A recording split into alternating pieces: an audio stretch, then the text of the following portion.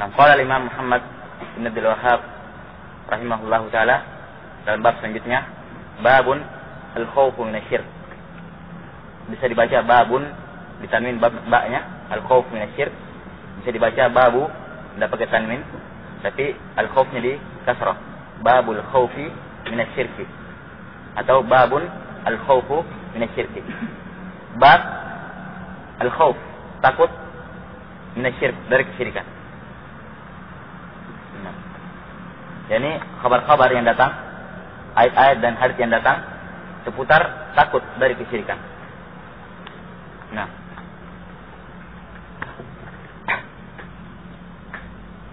syirik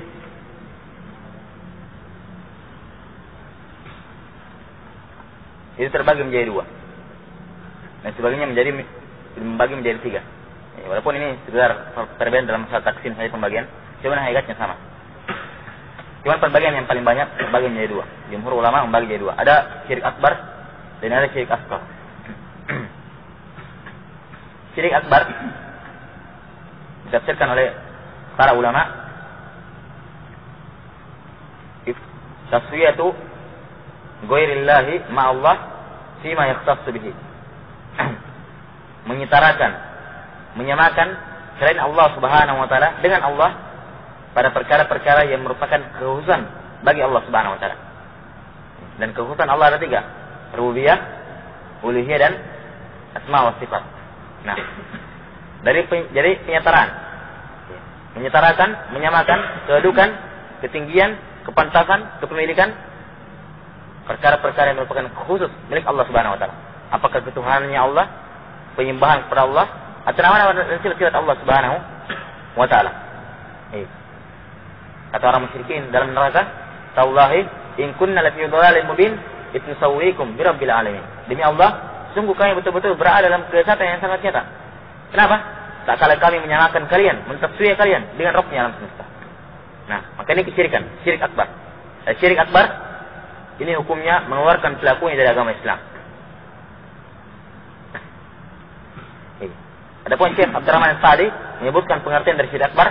Kata beliau, menjadikan untuk Allah Subhanahu wa taala niddan, tandingan yang dia berdoa kepadanya sebagaimana dia berdoa kepada Allah. Ya, dia berdoa kepada Allah, tapi berdoa juga selain Allah. Dia takut kepadanya, berharap kepadanya, mencintainya sebagaimana cintanya kepada Allah Subhanahu wa taala, dan dia memalingkan kepadanya satu jenis dari jenis-jenis ibadah. Ini syirik akbar. Kemudian syirik asghar, ada beberapa akwal dalam masalah dalam para ulama dalam masalah ini, dalam pengertian syirik asghar. Nah, syirik asghar kata Syekh Abdurrahman As-Sa'di, semua wasilah, semua pengantar dan pendorong yang bisa mendorong seorang menuju kepada syirik akbar, berupa baik dalam bentuk keinginan-keinginan, ucapan-ucapan, perbuatan-perbuatan, tapi belum sampai dalam jenjang ibadah. Belum sampai dalam jenjang ibadah. Jadi semua apa saja, ucapankah, perbuatankah, keyakinan dia bisa mengantar kepada syirik akbar, maka ini syirik akbar.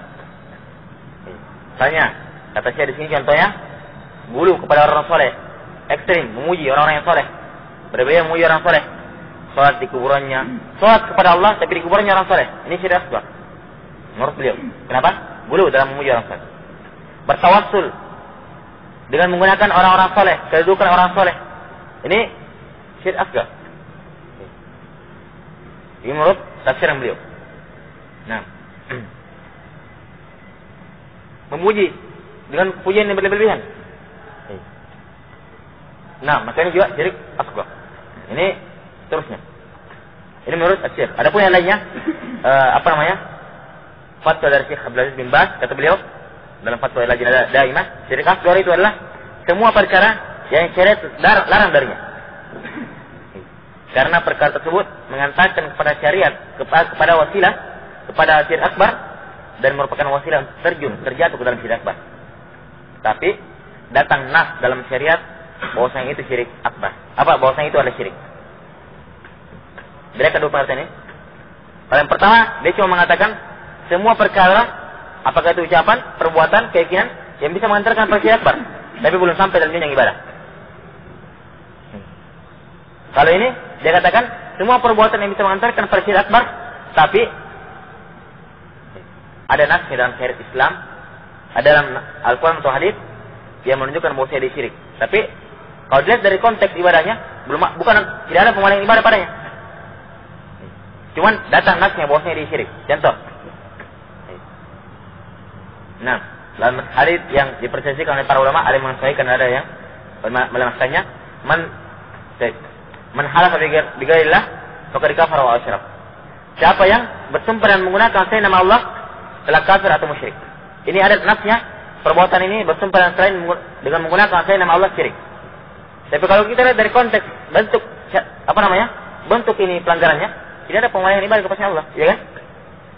Cuma dia bisa mengantarkan kepada pengaguan kepada Allah Subhanahu wa taala, maka bersumpah dengan menggunakan selain nama Allah syirik asghar. Nah. Dan Allah alam, yang paling kuat dari dua ibarat ini adalah ibarat yang kedua. Ibarat yang kedua. Nah, bahwasanya tidak disyaratkan atau bukan yang menjadi ukuran syirik asghar sekedar mengantarkan kepada syirik akbar. Bukan sekali itu. Tapi harus ada penamaan dari syarat bahwasanya itu syirik. Artinya, kalau walaupun perbuatan tersebut bisa mengantarkan pada syirik akbar, tapi kalau tidak ada nas dari Al-Quran atau hadis itu syirik, maka bukan syirik asghar. Oleh karena itu, sebagian para ulama mengingkari tawasul dengan orang-orang soleh, bukan syirik asghar itu. Tawasul kepada Allah, misalnya, ya Allah saya minta kepadamu dengan, bukan tawasul orang soleh. Kalau tawasul orang soleh itu bentuknya dia minta kepada orang soleh sudah. Nah, ini syirik akbar memang, bukan syirik asghar lagi, syirik akbar. Yang saya inginkan misalnya tawasul dengan menggunakan wajahnya Rasulullah, kedudukannya Rasulullah. Saya katakan, ya Allah saya minta kepadamu dengan kedudukannya Nabimu.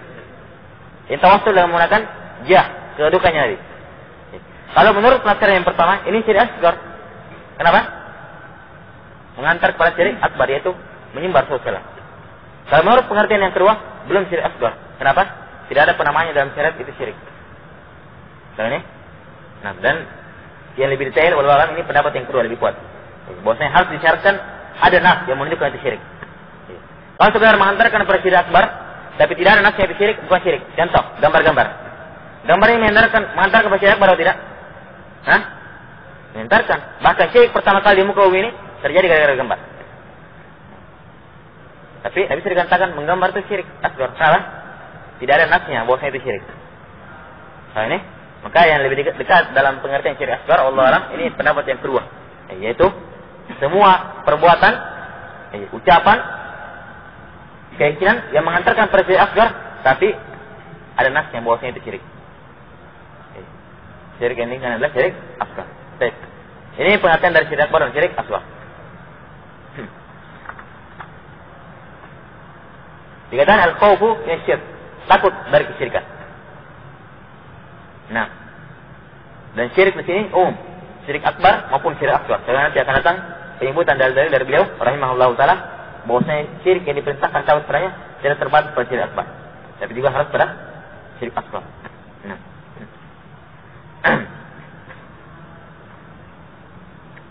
Baik, dan beliau datangkan bab al-khawf min syirk setelah bab tahqiq tauhid, karena ini sebagai penyempurna dari tahqiq tauhid. Sedangkan sempurna tahqiq tauhid seorang sampai dia takut pada lawannya, syirikan. Bahkan sebesar-besar tanda seorang menyempurnakan tauhid, semakin takut dia pada syirikan. Atau orang semakin takut pada syirikan, maka semakin sempurna tahqiq tauhidnya. Dan juga ini menunjukkan tanda ketika orang sudah mentahqiq tauhid, artinya dia sudah mengenal kesyirikan dengan berbagai bentuk-bentuknya. Bukan malah tambah berani atau kurang takutnya pada kesyirikan, karena mentang-mentang misalnya dia sudah mengenal kesyirikan, sudah mentahqiq tauhid, tidak. Tapi orang yang menyempurnakan tauhid tidak lahir kecuali semakin takut dia terhadap lawannya, kesyirikan. Siapa yang tidak tahu pada kesyirikan? Ini menunjukkan ada lubang yang besar dalam tauhidnya. Ada kerusakan yang sangat parah dalam tauhidnya, padahal takut dalam kesyirikan. Contoh aja, sebentar contoh. Ada orang,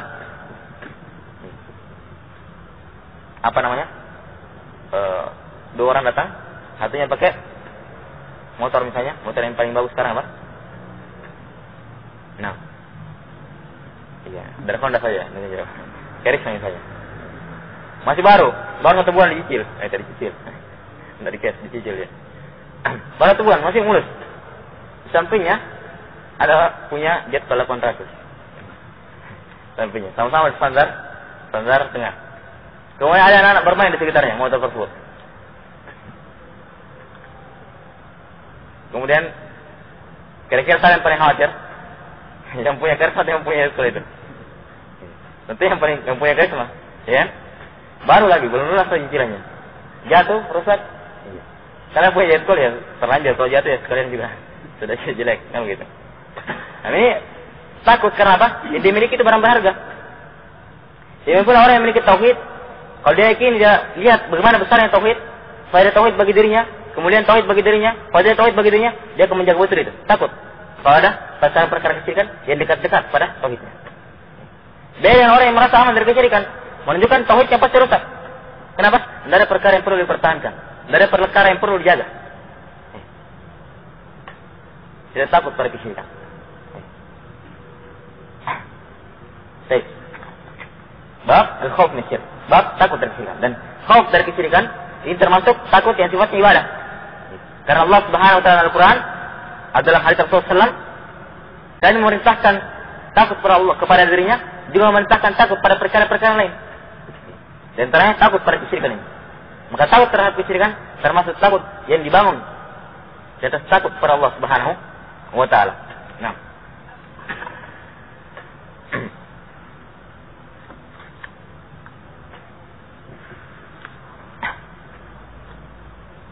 Dari sini dalam bab ini beliau menyebutkan 2 ayat dan 1 hadis, 3 hadis dari Rasulullah SAW yang menyebutkan yang tersimpul darinya bagaimana wajibnya seorang itu untuk takut pada kesyirikan. Nah, sebelumnya antara syirik akbar dan syirik asghar ini memiliki perbedaan, persamaan dan perbedaan. Persamaan dan perbedaan. Dan persamaan dan perbedaan ini kita akan sebutkan, cuma rinciannya akan datang di sela-sela membaca dalil-dalil yang beliau bawakan. Adapun persamaan antara syirik akbar dan syirik asghar, yang pertama sama-sama menghapuskan amalan yang sedang dilaksanakan. Ada orang beramal syirik akbar, terhapus amalan yang sedang dilaksanakan. Ada orang beramal syirik asghar, terhapus amalan yang sedang dilaksanakan. Yang sedang dilaksanakan itu. Nah. Perbedaan persamaan yang kedua, syirik akbar maupun syirik asghar meninggal tidak bertobat tidak diampuni. Wajib untuk mendapatkan iqab. Tidak berada di bawah kehendak Allah Subhanahu wa taala, tapi wajib, harus, hak dia untuk disiksa. Kalau dia meninggal tidak bertobat. Kemudian perbedaannya, syirik akbar dan syirik asghar. Syirik akbar mengeluarkan pelakunya dari agama Islam. Syirik asghar tidak. Termasuk dari kabirah, dosa besar yang paling besar.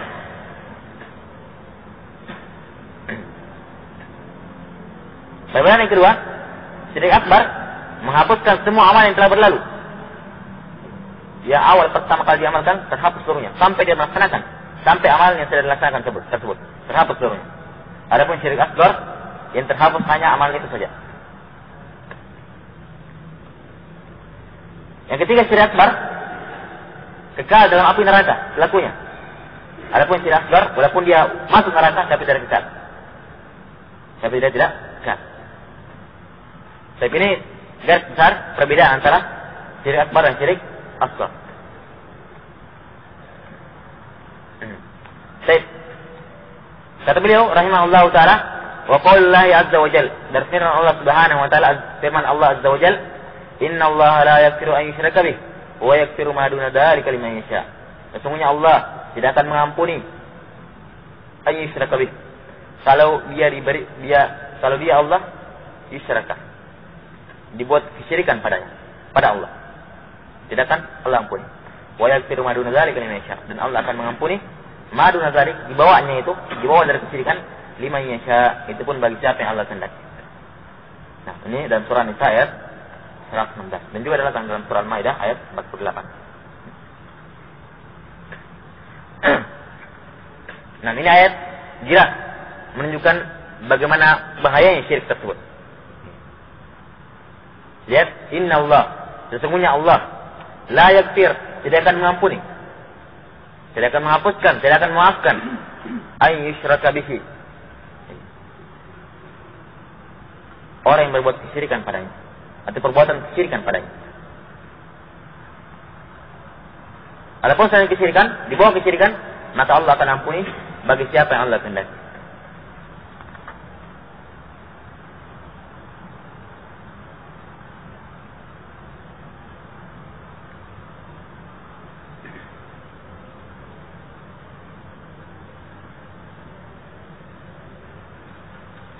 Baik.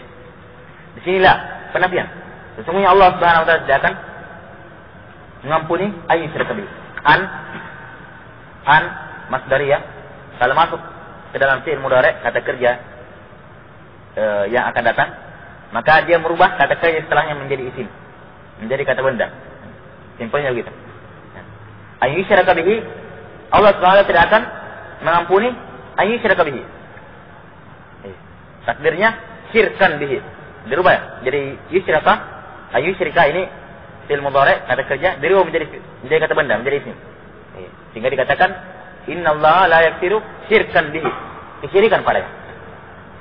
Tidak akan mengampuni perbuatan kesyirikan padanya, pada Allah Subhanahu wa taala. Nah, syirkan ini secara dalam bahasa Arab dikenal dengan nama isim nakirah. Kalimat yang umum, punya tanwin. Kalau tidak pakai tanwin namanya isim ma'rifah. Kalau punya tanwin namanya isim nakirah. Dan kaidah dalam ilmu tafsir, kalau ada isim nakirah kata pakai tanwin berada dalam susunan kalimat penolakan atau penafian, atau pelarangan, maka bermakna umum, mencakup semua jenis. Sekarang syirkan bihi, la yaghfiru syirkan bihi, Allah tidak akan mengampuni syirkan. Ini nakirah. Berada dalam susunan apa ini? Susunan kalimatnya penafian atau pelarangan? Hah? Apa ini? Penafian, peniadaan kan? Penolakan, bahwasanya Allah tidak mengampuni. Ini penafian. Sehingga kalimat syirkan di sini mencakup umum, semua jenis kesyirikan. Semua jenis kesyirikan. Allah Subhanahu wa taala tidak akan mengampuni dosa kesyirikan dengan berbagai bentuknya. Syirik akbar maupun syirik asghar. Sehingga orang meninggal tidak bertobat, tidak akan diampuni syiriknya. Kalau dia berbuat syirik akbar, kalau dia berbuat syirik, walaupun dia syirik asghar. Dan ini yang menguatkan pendapat para ulama yang mengatakan syirik dalam ayat ini bermakna umum, syirik akbar maupun syirik asghar. Walaupun sebagian ulama berpendapat ayat ini khusus tentang syirik akbar saja. Cuma pendapat yang paling kuat bahwasanya ayat ini mencakup syirik akbar dan syirik asghar. Kalau meninggal tidak bertobat kepada Allah Subhanahu wa taala dari perbuatan syiriknya, syirik akbar maupun syirik asghar, maka tidak akan diampuni Allah Subhanahu wa taala. Wajib untuk mendapatkan iqab. Wajib untuk mendapatkan siksaan dari Allah Subhanahu wa taala atas kesyirikan. Dari sini kita lihat bagaimana bahaya kesyirikan. Lebih berbahaya daripada perbuatan maksiat. Kenapa? Perbuatan maksiat meninggal tidak bertobat. Meninggal tidak sempat bertobat, tahtal masyia, di bawah kehendak Allah. Kalau Allah inginkan disiksa sesuai yang sadar dosanya, baru masuk ke dalam surga. Tapi kalau Allah inginkan diampuni, langsung masuk ke dalam surga. Artinya perbuatan dosa besar, bagaimanapun besarnya, bagaimanapun banyaknya, tetap ada kemungkinan lolos dari azab. Kalau Allah kehendaki. Tapi syirik akbar, walaupun dia kecil, tapi syirik tidak ada kemungkinan seperti itu. Wajib untuk masuk dalam api neraka. Nah, makanya kalau lihat dari sini, orang melaksanakan riya yang merupakan syirik akbar itu jauh berpuluh-puluh kali lipat, bahkan lebih berbahaya daripada pembunuhan. Lebih berbahaya daripada mencuri, lebih berbahaya daripada dosa-dosa besar yang lainnya. Kenapa? Semuanya ada kemungkinan diampuni. Adapun syirik akbar tidak ada. Lihat bagaimana besarnya dosa kesyirikan tersebut. Walaupun syirik akbar. Nah, maka pantaskah ada seorang yang merasa aman dari kesyirikan tersebut? Dan sejalan. Kalau kita lihat konteks atau bentuk-bentuk kesyirikan di zaman ini, atau zaman dahulu lebih di zaman sekarang, betul penafsiran Ibnu Abbas adalah terang terhadap kesyirikan tersebut. Ketika menafsirkan firman Allah Subhanahu wa taala surah Al-Baqarah, "Fala taj'alu lillahi andada wa antum ta'lamun." Maka janganlah kalian menjadikan untuk Allah anda tandingan-tandingan, sedangkan kalian mengetahui. Ibnu Abbas mengatakan, al-andad wa syirk. Tandingan-tandingan dalam ayat ini adalah kesyirikan. Bagaimana pensifatan Ibnu Abbas terhadap kesyirikan? Pensifatan beliau ini lahir dari pemahaman beliau terhadap ayat Al-Quran dan hal tersosial yang dia hafal. Kata beliau, akhfa min dabi bin nabar. Syirik itu lebih tersembunyi daripada langkah-langkah semut. Langkah semut di mana? Kalau langkah semut yang ada tepung yang kelihatan. Jadi dikatakan ala sawfatin sauda, di atas batu yang hitam. Fi dhulumatil lail, dalam kegelapan malam. Nyaris tak terlihat kesyirikan tersebut. Atau bahkan mungkin tidak terlihat bagi sebagian orang. Maka di sini cocok betul beliau membawakan ayat yang pertama. Bab takut dari kesyirikan. Takut betul. Kenapa? Ternyata kesyirikan begini sifatnya. Tidak terampuni walaupun dia syirik akbar. Tidak terampuni oleh Allah Subhanahu wa taala. Nah. Dan Allah tidak mampu dosa kesyirikan dalam ayat ini. Ini bagi orang-orang yang meninggal dalam keadaan belum bertobat. Adapun orang-orang yang sebelum meninggal dia bertobat dari kesyirikannya, ya terampuni. Ini ayat Allah tidak mampu kesyirikan berlaku bagi orang-orang yang meninggal belum bertobat. Adapun bagi orang-orang yang belum meninggal dan berbuat kesyirikan, maka berlaku baginya ayat yang lain. Qul ya ibadiyalladzina asrafu ala anfusihim qul la taqnatu min rahmatillah innallaha yaghfiru dzunuba jami'a. Katakanlah wahai hamba-hambaku yang melampaui batas pada diri mereka sendiri, jangan kalian berputus asa dari rahmat Allah Subhanahu wa taala, sesungguhnya Allah mengampuni seluruh dosa. Ini berlaku bagi orang yang berbuat kesyirikan, diampuni seluruh dosanya kalau dia bertobat.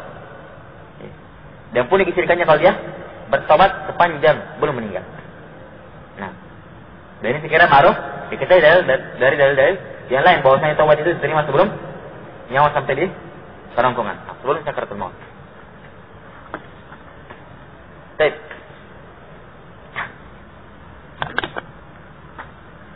Ini ayat yang pertama. Jadi Allah Subhanahu wa taala tidak akan ampun dosa kesyirikan. Jadi akbar maupun syirik akbar. Bersumpah dan menggunakan nama Allah, menggunakan kalimat tandanya bukan ini, tandanya bukan itu, syirik akbar. Nah, kemudian juga mengatakan masya Allah wa syi'ta, apa yang Allah kehendaki dan apa yang kau kehendaki. Riya, sum'ah, ingin didengar, ingin dikatakan bahwasanya dia itu begini dan begitu, paling ini dan paling itu. Ini semua dari bentuk-bentuk kesyirikan yang ngeri, yang setiap muslim berlepas diri darinya. Nah, jadi hukumnya syirik akbar, hukumnya tidak akan diampuni oleh Allah Subhanahu wa taala. Nah, wa yaghfiru ma duna dzalika liman yasha. Dan Allah Subhanahu wa taala akan mengampuni ma duna dzalika, apa-apa yang duna. Duna itu artinya di bawah. Di bawah itu, di bawah kesyirikan bagi siapa yang Allah kehendaki. Itu pun bagi siapa Allah kehendaki. Jadi duna sini ditafsirkan, diartikan di bawah dari kesyirikan. Jadi kalau ada orang menafsirkan wa yaghfiru ma duna dzalika liman yasha, Allah mengampuni selain dari kesyirikan, itu salah.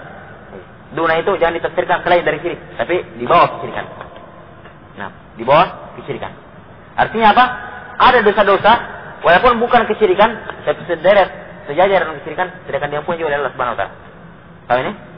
Yang diampuni hanyalah dosa yang di bawah derajatnya kesyirikan. Walaupun bukan kesyirikan, tapi kalau sejajar dengan syirik tidak akan diampuni juga. Sihir. Ya? Tidak akan diampuni oleh Allah Subhanahu wa taala. Membenarkan mazhab orang-orang kafir, berhukum dengan selain hukum Allah dalam keadaan dia yakin hukum selain Allah lebih baik daripada hukumnya Allah. Bukan syirik, tapi mengeluarkan takwanya dari agama Islam menurut kesepakatan para ulama. Kenapa? Ini walaupun bukan kesyirikan, tapi sejajar. Meninggalkan salat terus-menerus, mengingkari kewajiban salat, mengingkari kewajiban zakat, mengingkari kewajiban haji. Ini kufur menurut kesepakatan para ulama. Walaupun bukan kesyirikan, tidak akan diampuni kalau dia meninggal dalam keadaan belum bertobat. Nah, maka diiringkan dengan maduna dzalika, yaitu yang berada di bawah jenjang kesyirikan. Dari sisi dosa berada di bawah jenjang kesyirikan. Itu pun liman yasha, bagi Allah, bagi siapa yang Allah Subhanahu wa taala kehendaki. Nah,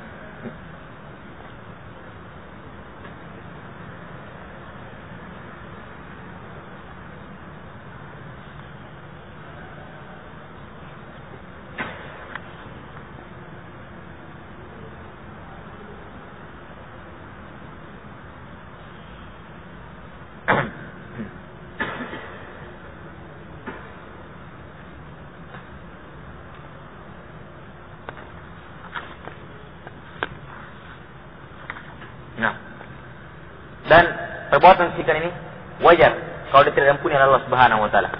Kenapa? Karena orang-orang yang berbuat kesyirikan adalah orang-orang yang paling kurang ajar kepada Allah Subhanahu wa taala. Mereka adalah orang-orang yang tidak mengenal hak Allah Subhanahu wa taala. Wa ma qadarullah haqqa qadri. Mereka tidak mendudukkan mengagungkan Allah Subhanahu wa taala yang sebesar-besarnya pada umat. Mereka adalah orang-orang yang paling bodoh, tidak punya akal. Mereka adalah orang-orang yang mengganti nikmat Allah dengan berbagai macam bentuk pelanggaran dan kesenangan-wenangan. Mereka adalah orang yang berbuat kezaliman yang paling besar. Wajar kalau tidak diampuni Allah Subhanahu wa taala. Merusak akalnya sendiri, merusak fitrahnya sendiri. Makanya lihat, apakah pantas yang diciptakan itu diseimbangkan dengan yang mencipta? Apa man yakhluq kama la yakhluq? Apakah yang mencipta sama dengan orang sama dengan yang tidak mencipta? Nah, kata Nabi sallallahu alaihi wasallam, arbabun mutafarriquna khairun amillahul wahidul qahhar. Apakah tuhan-tuhan, sembahan-sembahan yang mereka ragam itu lebih baik daripada Allah yang Maha Esa lagi Maha Perkasa? Merusak akal mereka sendiri, merusak fitrah sendiri. Mengambil hak Allah Subhanahu wa taala, kemudian menyerahkan kepada Allah Subhanahu wa taala. Dan ini adalah hakikat sebesar-besar kezaliman. Inna syirka la dzulmun adzim. Sesungguhnya kesyirikan itu merupakan kezaliman yang paling besar. Kenapa? Ibadah milik Allah Subhanahu wa taala, ibadah haknya Allah Subhanahu wa taala, dia palingkan, dia ambil, diserahkan kepada Allah Subhanahu wa taala. Apa ada bentuk kezaliman yang lebih besar dari? Karena kezaliman itu menempatkan sesuatu bukan pada tempatnya. Bukan pada tempatnya. Ini adalah hakikat dari kezaliman itu. Makanya dalam ayat Al-Quran betapa banyak Allah Subhanahu wa taala memperumpamakan orang-orang kesyirikan itu. Ulaikal an'am bal hum adall. Mereka lebih sesat. Mereka itu baikkan dengan ternak, bahkan lebih sesat. Jadi tentara tidak menyembah Allah Subhanahu wa taala wajar. Tidak diberikan fasilitas, tidak diberikan hal tersebut. Akal tidak diberikan. Adapun mereka adalah orang-orang yang berakal, tidak memanfaatkan akalnya. Lahum qulubun la yaqiluna biha. Mereka punya hati tidak berakal dengannya. Nah, lahum adanun la yasma'una biha. Punya telinga tapi tidak mendengar dengannya. Yani tidak mendengar al-haq, tidak mendengar tauhid. Maka wajar mereka lebih sesat dari binatang ternak. Innahu may yusyrik billah fakannama kharra minas samai wa takhtafu at-tayru aw tahwi bihi ar-rihu fi makanin sahiq. Sesungguhnya orang-orang yang berbuat kesyirikan bersama Allah Subhanahu wa taala seakan-akan. Ini sekedar perumpamaan yang sifatnya perumpamaan lebih mending, tapi bukan hakikat sebenarnya. Nah, seakan-akan dia. Artinya keadaan sebenarnya lebih parah dari ini. Cuma ini untuk mendekatkan pemahaman bagaimana sebenarnya hakikat orang berbuat kesyirikan tersebut. Seakan-akan dia jatuh dari langit,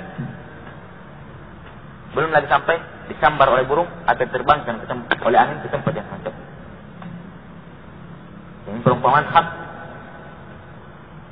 jatuh dari langit. Nah, dari bayangkan kalau ada orang jatuh dari gedung tingkat lantai 17 jatuh ke bawah. 4 orang sudah sampai di bawah. Ini jatuh dari langit. Dan hak demikianlah keadaan orang berbuat kesyirikan.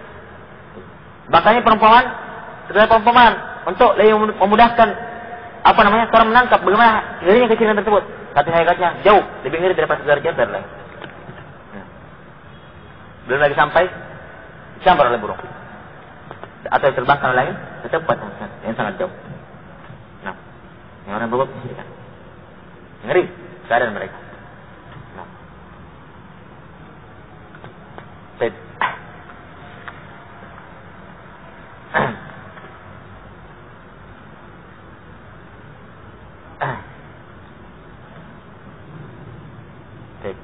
pikir itu dulu.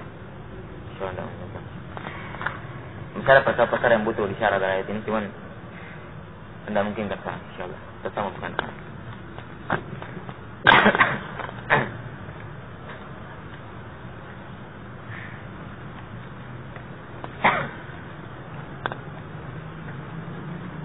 Apakah kita boleh menyebut nama Allah di dalam WC? Misalnya ketika berwudu, apa hukumnya? Kalau makruh menyebut nama Allah Subhanahu wa taala atau membawa barang-barang benda-benda yang ada nama Allah di dalamnya atau ayat Al-Qur'an ke dalam WC. Dzalika man yu'azzim hurumatullah. Dzalika wa man yu'azzim sya'airallah bahwa min taqwal qulub. Demikianlah bagi orang yang mengagungkan syiar-syiar Allah, maka dari ketakwaan hati. Dan perbuatan ini tidak menyebut nama Allah atau perkara yang menyangkut dengan dalam masjid, ini merupakan kebaikan bagi diri dia sendiri. Dari kaum yu'adzim hurmatullah, fa huwa khairul lahu inda rabbih. Siapa yang mengagungkan syiar-syiar kehormatan Allah, maka itu lebih baik bagi dirinya di sisi Rabbnya. Nah, adapun kalau ingin berwudu, maka kata Syekh Abdul Razak memfatwakan, Syekh Al-Abbad beliau memfatwakan dia baca basmalah di luar baru masuk. Bagaimana kalau di tengah-tengah wudu batal? Keluar lagi baca bismillah lagi. Cara basmalah hukumnya wajib. Apakah boleh memutar radio atau menggunakan alat-alat listrik di rumah teman? Yang mana sumber listrik di rumahnya kadang merupakan hasil curian dengan meloloskan jaringan meter.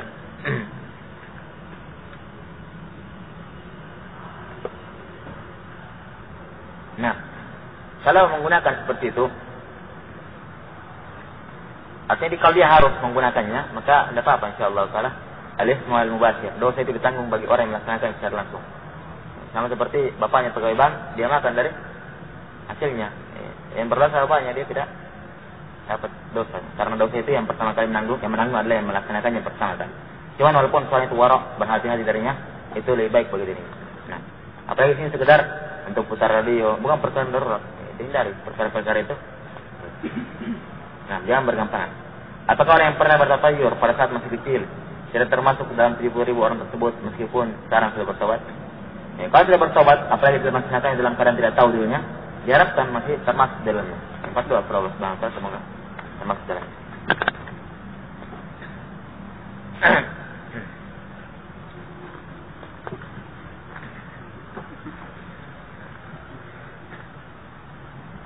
Sejauh mana kecintaan seorang kepada orang lain yang mengantarkannya kepada kesyirikan? Nah, asal kecintaan itu kapan tidak dibangun dari kecintaan kepada Allah Subhanahu wa taala, hakikat itulah di antara bentuk-bentuk kesyirikan. Nah, karena kita katakan semua bentuk-bentuk maksiat hakikatnya adalah secara umum adalah kesyirikan, secara umum. Walaupun tentunya kadar dosanya berbeda-beda. Dan ingat, perkara kecintaan kepada Allah Subhanahu wa taala ini adalah sebesar-besar wasilah yang bisa mendorong seorang kepada kesyirikan tanpa disadari. Kalau kecintanya tidak berjalan dari rel syariat Islam. Maka dalam Al-Qur'an lihat, wa min nasi man yattakhidhu min dunillahi andada yuhibbunahum ka hubbillah. Syaratnya itu. Dobitnya bahasanya itu. Di antara mereka, di antara manusia ada yang mengambil tandingan selain Allah, berbuat kesyirikan, syirik akbar, keluar dari agama. Apa dobitnya? Mereka mencintai selain Allah Subhanahu wa taala sama seperti mencintai Allah. Di sini Allah mengumumkan, siapa yang dicintai? Apakah dia patung, orang soleh, wali, wanita, orang tuanya, ulama, ustadznya, sama dengan Allah Subhanahu wa taala, syirik akbar. Siapa dia? Nah, tinggal lihat hatinya. Apakah kalian mencintainya kepada Allah itu? Ini kita berbicara tentang kecintaan yang syar'i asalnya. Kalau kecintaan yang asalnya haram, lebih-lebih lagi. Sekarang kecintaan syar'i, cinta para ulama, cinta para nabi, syar'i. Sekarang debitnya, kapan kecintaannya kepada selain Allah tersebut mengantarkan sehingga setara dengan selain Allah. Sehingga apa? Di antara ciri-ciri sama cintanya dengan selain Allah Subhanahu wa taala dengan Allah, ketika orang itu memerintahkan perintah, dilaksanakan walaupun Allah larang. Karena membesarkan itu orang, mengagungkan itu orang. Ini setara sudah. Ketika dia melarang dari suatu perbuatan dan tinggalkan, takut. Padahal mungkin Allah tidak melarang. Takut karena itu, takut. Seperti dukun ya. Dukun, kalau ada orang datang ke dukun, datangkan syarat-syaratnya, harus ada ayam hitamnya, harus ini dan lelenya. Perasaan itu orang sudah ditaati dia ini karena takut sama dukunnya, membesarkan dukunnya. Tidak sama kalau perintahkan dia sholat. Tidak ada pengaruhnya sama apa-apa dalam hatinya. Ini kan karena besar dia cinta kepada hal tersebut, setara atau bahkan lebih daripada cinta yang kepada Allah Subhanahu wa taala. Kalau perintahkan dan laksanakan. Tidak ada perasaan takutnya kalau melanggar, kecuali dukun yang lah pantangannya ini, pantangannya. Takut betul dan dekati. Nah, demikian pun seperti itu. Seorang suami mentaati istrinya pada perkara-perkara yang diharamkan, menyuruh korupsi, takut. Nah, menyuruh ini melaksanakan, menyuruh masukkan benda-benda haram ke rumahnya, diikuti karena cinta pada istri. Ini minimal dosa besar. Dan kalau muncul pembesaran sangguan yang sampai dalam taraf ibadah, syirik. Apalagi cinta-cinta, cinta monyet. Ya memang pelakunya monyet, bakal lebih jelek. Nah, dia punya akal, dia punya ini, tahu al-haq.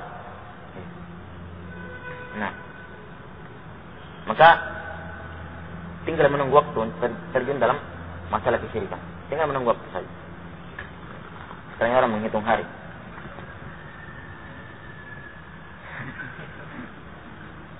Iya, dimaafkan.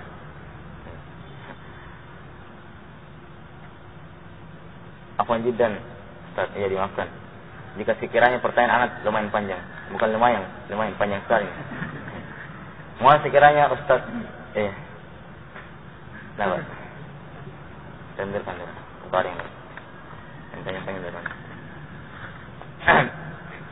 Nanti dibaca ya. Apa orang yang tidak sholat dihukum kafir yang kekal di neraka? Bagaimana jika dia orang yang tidak berbuat syirik namun dia juga tidak sholat? Jadi, kata Rasulullah SAW, "Al-ahad bainana wa bainahum as-shalah, sementara satu kali kafir." Penghalang, pemisah antara kita dan orang musyrik, orang kafir adalah sholat. Siapa meninggalkan sholat sama sekali telah kafir. Nah, tegas. Walaupun dia tidak pernah berbuat kesyirikan. Nah, tidak pernah berbuat kesyirikan tapi tidak sholat seumur hidupnya, kufur. Nah, mustahil itu ada orang yang mengaku beriman kepada Allah tidak pernah sholat seumur hidupnya. Mustahil, pasti ada, tidak mungkin ada iman dalam hatinya. Nah, orang sholat saja tapi kalau tidak yakin, kufur. Seperti orang munafik. Orang munafik kan sholat tapi tidak yakin, kufur. Apalagi orang tidak beramal. Kalau orang tidak beramal, otomatis keyakinan dalam dirinya pasti tidak ada. Nah, maka lebih kufur. Baik, walaupun yang diingkar sini adalah meninggalkan sholat terus menerus, itu pun hukum umum. Ini hukum umum. Adapun orang per orang, mungkin dia orangnya bodoh, mungkin orangnya ada ini-nya, ini tidak dikafirkan dengannya. Nah, itu hukum umum. Bagaimana hukum mengadakan pelatihan ruqyah dan hukum menjadi peserta?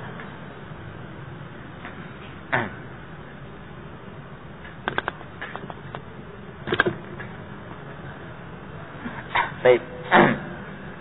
Tentang seperti ini perkara-perkara yang gulu, melewati batas dari ketentuan syariat.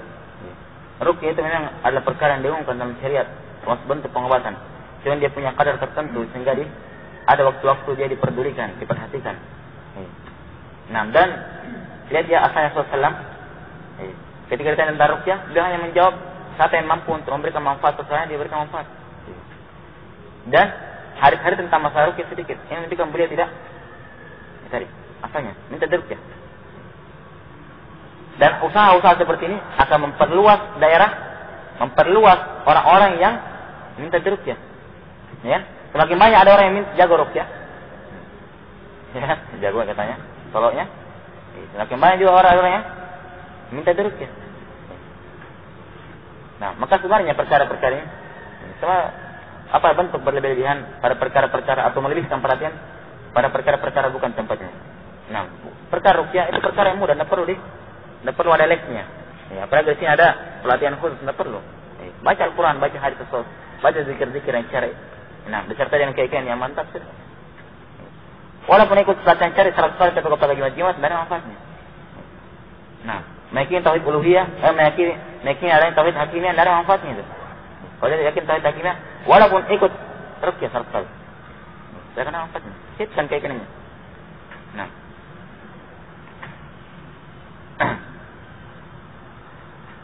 menjadi peserta, apalagi kalau melaksanakannya orang tidak beres juga, dijauhi, jangan menjadi peserta.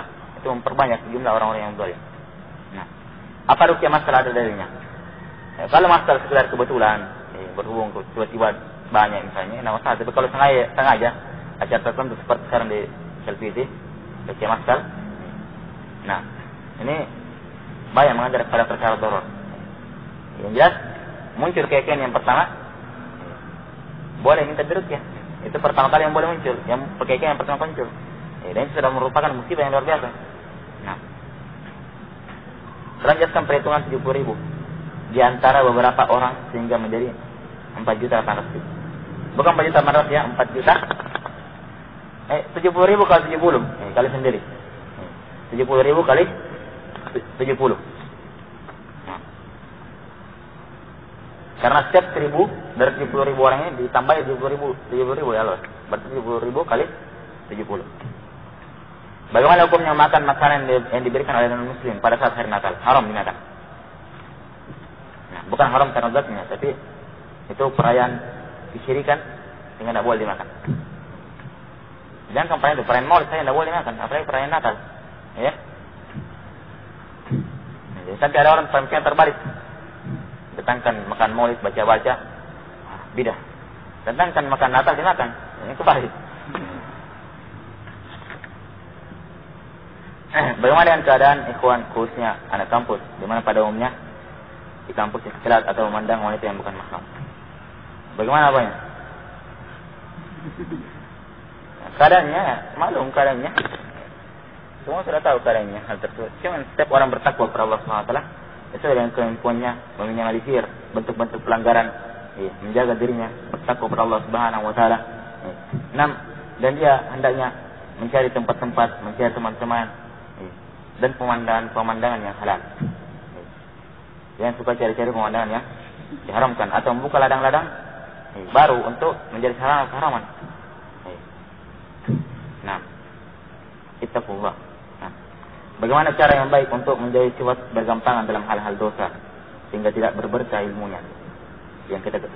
Berberkahnya ilmu agama yang kita ketahui dan ikut terlarut dalam maksiat yang lebih besar dan kerasnya hati untuk mengingat negeri akhirat, serta akan menimbulkan pula maksiat dalam bentuk lain, di mana susahnya hati dan jiwa untuk menghindari gejolak syahwat, tak kalah hati kita sedang kosong dan tak ada orang di sekitar kita.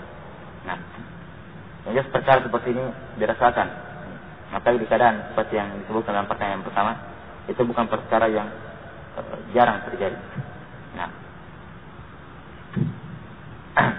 yang jelas perkara bagaimana cara menjauhi.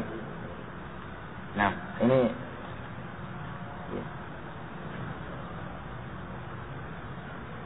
yang pertama, menundukkan pandangan. Dalam Al-Quran tulisan bagi mukmin dan mukminah hendaknya dia menundukkan pandangannya. Nah, kemudian dia menjaga kehormatannya. Dan sebagian orang ada pakai hijab menyeluruh, tapi gayanya subhanallah. Nah, mana gaul. Padahal berhijab menutup auratnya yang sempurna.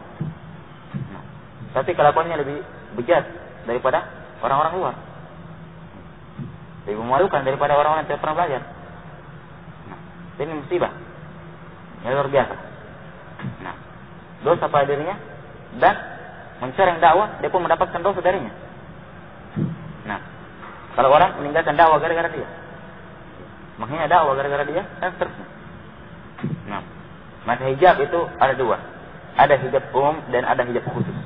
Hijab khusus ini itulah berpakaian menutup aurat sempurna dengan pakaian-pakaian syar'i. Itu hijab khusus. Kalau ada seorang wanita yang sudah berhijab khusus, alhamdulillah.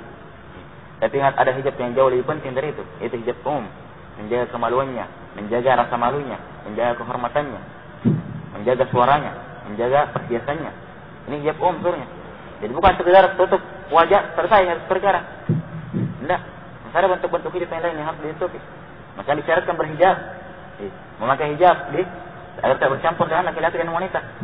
Disyaratkan untuk mengangkat suara bagi perempuan agar dia tidak melembutkan suaranya. Dihindarkan meminimalisir mungkin berhubungan dalam bentuk hubungan apa saja, butuh atau tidak butuh dengan lain mahram. Ada keperluan atau tidak keperluan, dihindari seminimal mungkin. Nah, itu sesuruh jalan-jalan.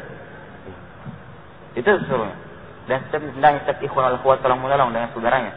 Unsur akhwatah zaliman apa? Madluman. Tolong saudaramu, apakah dia adalah orang yang zalim atau dia yang zalim? Kalau dia yang zalim, ditolong. Tapi kalau dia berbuat zalim pada diri sendiri, mengarahkan diri sendiri kepada perkara-perkara maksiat, pada perzinahan, dan disebutkan dalam kota ini, dia saling membantu, tolong menolong dengan temannya. Jadi ikhwan membantu ikhwan, al-akhwat membantu al-akhwat, menjauhkan mereka dari bentuk-bentuk kemaksiatan, menasihati mereka dengan cara yang paling baik. Al-mu'min kalbunyan, yashuddu ba'dahu ba'dahu. Mu'min satu dengan mu'min yang lain, bagaikan bangunan saling menguatkan. Jangan melihat temannya tergelincir, dia tanpa tergelincirkan atau tidak tegur. Sehingga temannya yang tidak ditegur tersebut yang berbuat salah, dia tidak tahu itu salah. Nah, atau tahu itu salah tapi karena tegur-tegur, kelanjutan, keterusan. Nah, bukan tegur, diperbaiki, diputus, bagaimanapun caranya. Dan sangat semaksimal mungkin. Dan setiap orang itu menutup pintu-pintu situ. Dan ingat sabda Rasulullah, "Ma taraktu ba'di fitnatan adarru min 'ala ar-rijali min nisa." Saya tidaklah meninggalkan satu fitnah bagi laki-laki umatku yang laki-laki, yang lebih berbahaya. Ya, lebih berbahaya dan lebih berbahaya dari ini nisa, kecuali wanita. Makanya nas tegas dari Rasulullah yang harus diperhatikan bagi seluruh umatnya dari kalangan laki-laki. Tidak pernah Rasul tinggalkan fitnah yang besar. Dan demikian pula bagi seorang wanita yang menyadari dirinya adalah fitnah, meyakini sabda Rasulullah bahwa dirinya adalah fitnah, dia harus menjaga dirinya. Bukan malah membuka peluang, membuka kesempatan, membuka indan itu sehingga dia menjadi fitnah. Nah, bagi kaum mukminin. Nah, dan seperti itu keadaannya, maka saya menjerumuskan diri dia sendiri, maka menjerumuskan juga orang lain telah dosa. Dan dosa yang dia dapatkan dan dosa orang lain yang digelincirkan, yang difitnah pun dia dapatkan dosa tersebut. Nah, maka ikhwan fillah azakumullah, perkara ini adalah perkara yang sangat berbahaya. Nah, hendaknya setiap orang itu menjaga dan menutup pintu dan hati-hati dari lintasan-lintasan syaitan. Kata Ibnu Qayyim rahimahullah taala, lintasan-lintasan. Tidaklah perzinahan terjadi itu kecuali awal kalinya adalah lintasan, khayal, khatarat, lintasan-lintasan. Nah, kata beliau Ibnu Qayyim rahimahullah, perumpamaan sangat baik. Kata beliau, perumpamaan hati seorang muslim itu bagaikan penggilingan gandum. Lihat ya, masukkan gandum kasar, digiling sampai halus. Kapan ada perkara masuk dalamnya yang bukan dari gandum, karena perkara-perkara yang kotor, masuk pasir, masuk kotoran, masuk najis, masuk ini. Nah, akan merusak hati tersebut. Kapan merusak? Semakin lama dia larut dalamnya, ketika masuk kemudian berputar terus ini hati, berputar ini akan tercampur dan sulit untuk dipisahkan. Bagaimana seandainya kalau ada kotoran najis misalnya, masuk gandum, kemudian digiling, sudah halus. Sekarang sulit, gampang tidak untuk memisahkannya. Hah? Makanya kata beliau rahimahullah, begini perkara hati. Hati itu penggilingan dan najis yang masuk dalamnya, kotoran itu bagaikan khatarat, khayal, lintasan, pikiran yang mengarah kepada maksiat dengan berbagai macam itu. Kapan masuk pertama kali, stop di situ, langsung buang, tutup pintu. Jangan biarkan hati larut dengannya. Jangan biarkan dia masuk dalam hati sehingga ada pancat. Kapan masuk, langsung dibuang, tolak, tutup pintu. Bagaimana penggilingan gandum, kapan datang najis, ya stop digiling, berhenti penggilingannya, dikirkan dulu baru digiling. Kenapa? Karena kalau khayalan sudah masuk. Ketika khayalan sudah masuk, dia iakan, khayal ini, iya. Khayal yang kedua, iya.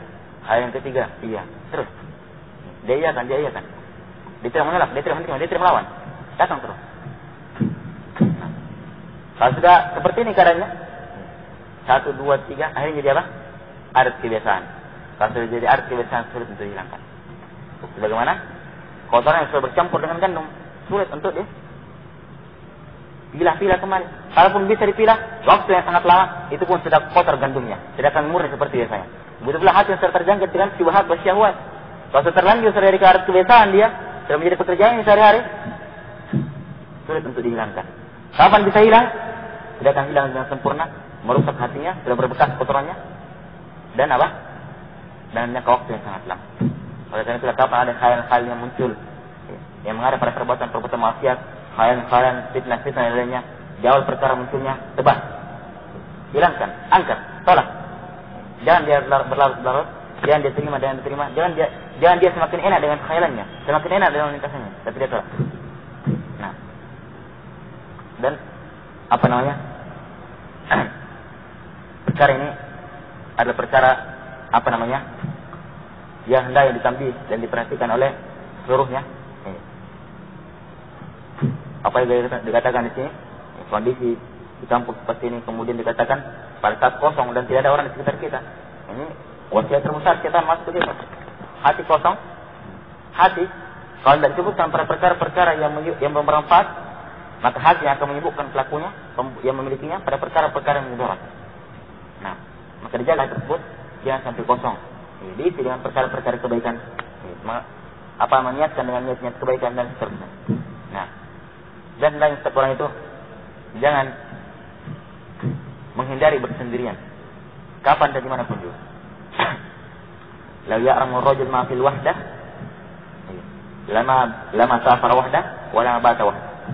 Seandainya ada seorang laki-laki, ada seorang yang mengetahui bagaimana jeleknya itu bersendirian, maka dia tidak akan bersafar sendirian dan tidak akan tidur sendirian malam-malam.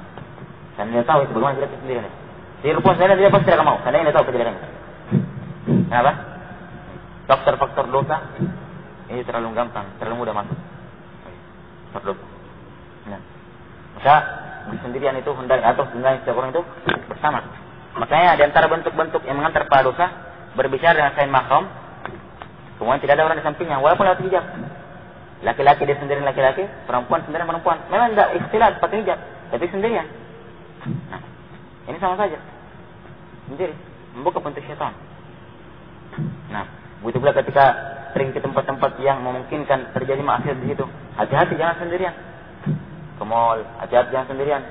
Kenapa? Hati itu bisa menyimpang. Tidak ingatkan. Tentunya kalau pergi teman yang baik, jangan teman yang dukung-dukung kalau dia berbuat salah. Pak iya saja. Nah, dari ke warnet, tempatnya gudangnya berbagai macam bentuk kerusakan, jangan sendiri, hati-hati. Nah, tangan di mouse itu bisa mengarah pada mouse website yang kalau ada yang pindahkan tangannya itu bahaya. Harus sama-sama. Demikian pula kalau berbicara sama ikhwan wal akhwat, antar ikhwan akhwat, usahakan ada yang menemani di sampingnya dari kalangan orang-orang yang baik, yang bisa menegur dia pada perkara-perkara yang dia mengarah pada perkara-perkara kejelekan.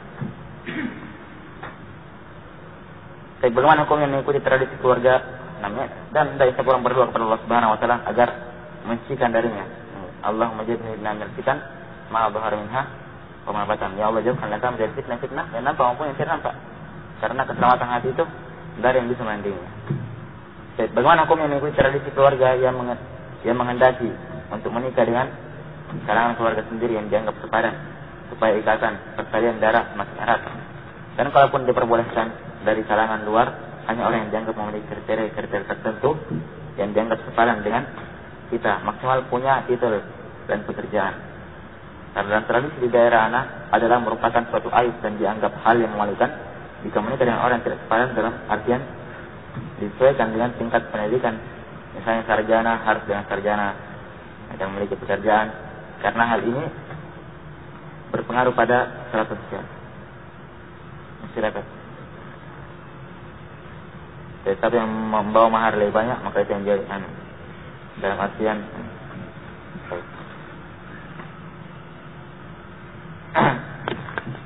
jadi ini yang pertama. Sebenarnya intinya kesimpulan dari pertanyaan ini yang penting ini, apa hukum kufu dalam pernikahan? Saya ringkas kan? Dan orang itu bertanya memiliki adab dalam bertanya. Bukan artinya ini pertanyaan ada berat, enggak. Maksudnya dia hendaknya meringkas pertanyaan semaksimal mungkin. Kecuali kalau pertanyaannya perlu dirinci ya dirinci. Nah, lewat. Apa hukum kufu dalam pernikahan? Kufu itu kesetaraan dalam pernikahan. Apa hukumnya? Kufu dalam harta artinya harus sama-sama kaya. Kufu dalam masalah kehormatan artinya harus sama-sama terpandang keluarganya.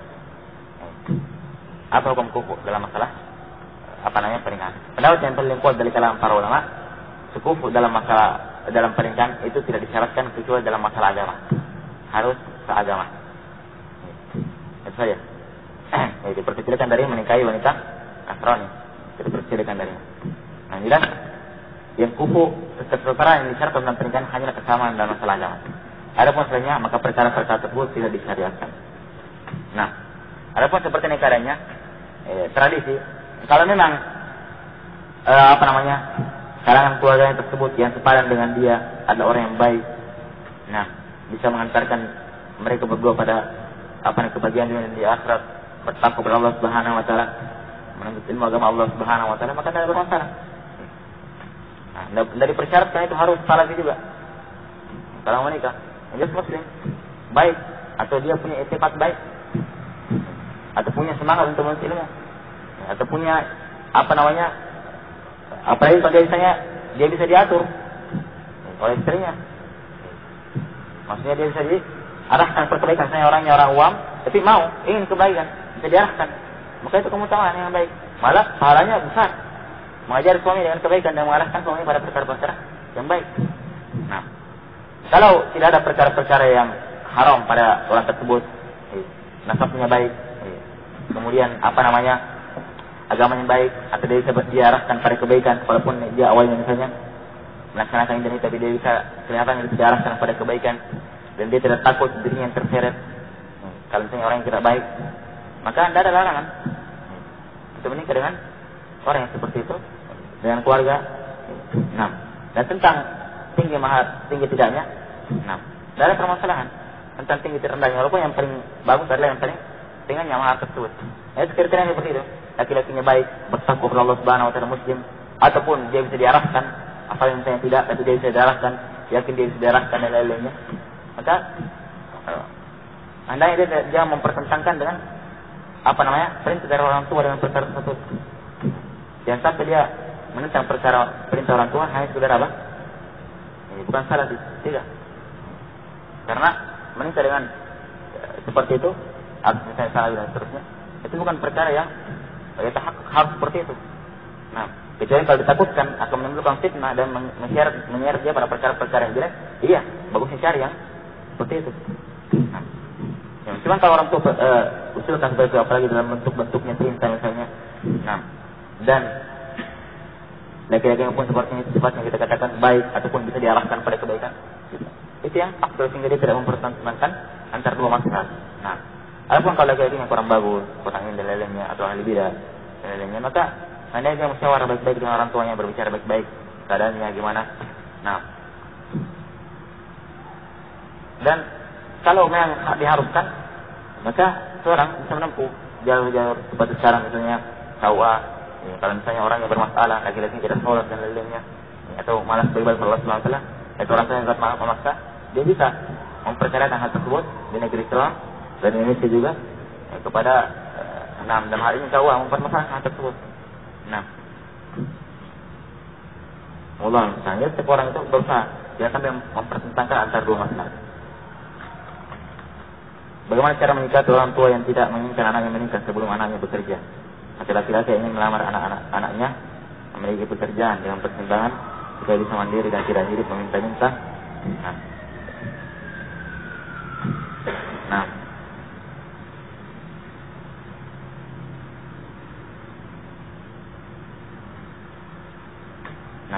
Kesimpulannya tentang pekerjaan. Kalau menyikapi orang tua seperti ini, tidak apa-apa. Kalau yang tidak menimbulkan mudarat diundur, tidak apa-apa diundur. Orang tua, jangan mempertentangkan dengan orang tua. Asalnya menikah itu hukumnya sunnah, mentaati orang tua wajib, sehingga jangan dipertentangkan. Maka menikah itu menikah kalau yang belum sampai pada syarat wajib, maka seperti itu kalian. Kalau orang tua yang menginginkan, sepanjang pekerjaan itu bukan pekerjaan yang haram, atau ada pekerjaan haram dengannya, ini lain masalahnya. Maka seperti ini keadaannya, maka mungkin dia bisa mengikutinya, dan mungkin juga tidak, tergantung. Lihat juga dari orang yang misalnya yang datang. Ketika orangnya baik, orangnya ingin dan lain-lainnya, maka dia bisa berbicara baik-baik pada orang tua dengan lembut dan seterusnya. Tapi kalau orang tuanya tetap belum mengizinkan, maka jangan dahulu. Walaupun dengan faktor alasan mereka adalah alasan yang salah, dengan alasan nafkah. Allah berfirman, "In kana fuqara yughnihimullahu min fadli." Kalau yang menikah itu adalah orang yang miskin, Allah mencukupi mereka dengan keutamaannya. Allah yang menanggung mereka, menjamin mereka. Dan betapa banyak bukti ada orang yang menikah dalam keadaan tidak punya apa-apa, dan itu hidup juga. Maka maka seperti itu. Kecuali kalau tarafnya sudah wajib untuk menikah, maka di sini tidak ada Padahal dia perbicarakan dengan orang tuanya, kalau tidak mau maka lewat wali hakim dengan KUA kalau memang wajib untuk menikah. Kalau dia lihat mudarat mudarat kalau dia tidak menikah ini maka dia bersegera pernikahannya lewat cara yang kita sebutkan tadi. Allah. Jadi setiap orang itu memperbaiki hubungannya dengan kedua orang tuanya, berjaga-jaga dari perkara-perkara yang bisa menyakiti kedua orang tuanya. Walaupun kalau alasannya kurang benar, nah sepanjang perintah yang tidak melanggar syariat, tidak apa-apa, ditaati. Nah, perintah kamu ini kan beliau orang tua larang, bukan larang menikah. Kalau larang menikah ya haram. Syariatnya diundur terlebih dahulu. Nah, maka sepanjang ada maslahatnya maka tidak apa-apa insyaallah. Yang jelas yang paling afdal menikah secepatnya. Nah, menikah secepatnya. Ya masyarakat syabab, masyarakat minkum al-ba'ah falyatazawwaj, wahai kalian pemuda, barang siapa yang sudah sanggup melaksanakan al-ba'ah maka hendaknya dia menikah. Apakah dengan mengikuti syarat-syarat yang dikemukakan oleh orang tua tersebut kita bisa dianggap pilih-pilih atau membandingkan sementara kita meyakini kalau orang tua pasti menginginkan dan tahu yang terbaik buat anak-anak. Nah, ini tidak mesti sebenarnya. Kalau memang orang tuanya dia yakin akan kebaikan anaknya, dia pandang, artinya saya terima siapapun yang datang, orang tua seperti ini kan. Nah, teman pengajian ini saya diterima, tapi bekerja dulu. Ini kan tidak bermasalah sebenarnya cara dari orang tua seperti ini, tidak melanggar. Hanya ingin berjaga-jaga, walaupun syarat ini sebenarnya bukan perkara yang harus disyaratkan, cuma yang tadi kita katakan mungkin ada pertimbangan lain atau masalah dari kedua orang tua. Nah, yang jelas jangan dipertentangkan antara keduanya sepanjang perintah orang tua tidak maksiat. Sekedar diundur. Kalaupun yang datang itu orang yang halal nanti, walaupun maharnya rendah, walaupun orangnya ini dan lainnya, dia akan diterima. Yang penting kerja dulu, kan begitu kan? Karena asalnya niatnya baik begitu orang tua, walaupun caranya salah. Maka hendaknya supaya tidak sampai dalam taraf darurat maka dilaksanakan Allah Taala. Dan berbicara baik-baik kepada kedua orang tua dalam hal masalah itu. Baik. Alhamdulillah. Bismillahirrahmanirrahim. Kita cari pada